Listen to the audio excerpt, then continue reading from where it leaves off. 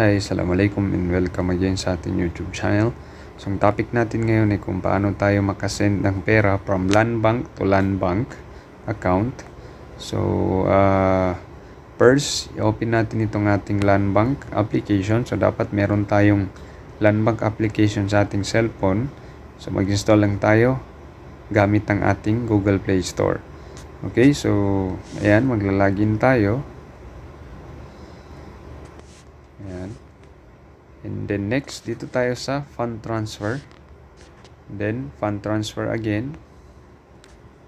So select destination. Ayan. So ngayon, dito tayo sa select. Then Landbank.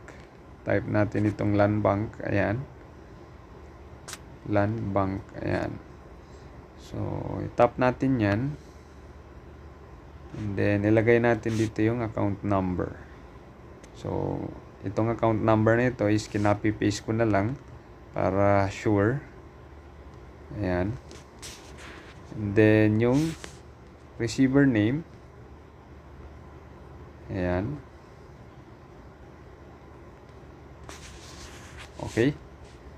So, pag okay na siya, i-review natin. Pag okay na, so proceed lang. And then, ngayon, ilagay natin kung magkano. So, halimbawa, 4,000. And then, next, check natin kung okay na yung ating amount.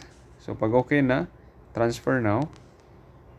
Ayan. So, i-review natin ngayon kung tama yung account number na nalagay natin. Kasi pag once na nagkamali tayo dyan is magkakaproblema tayo.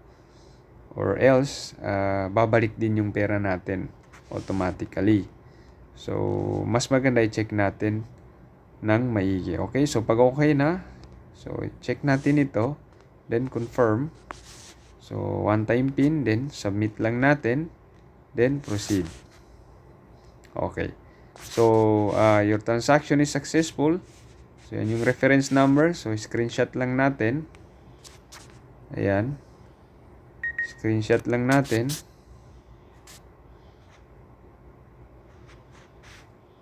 Then, pag na-screenshot natin guys, pwede na natin isend yung screenshot dun sa receiver para ma-check niya kung pera na gitransfer natin. Okay? So, ganun lang kadali guys. Mag-send ng pera from Landbank to Landbank account. So, thanks for watching and don't forget to subscribe to Amar TV for the latest videos na aking i-upload. Sukran and wassalam.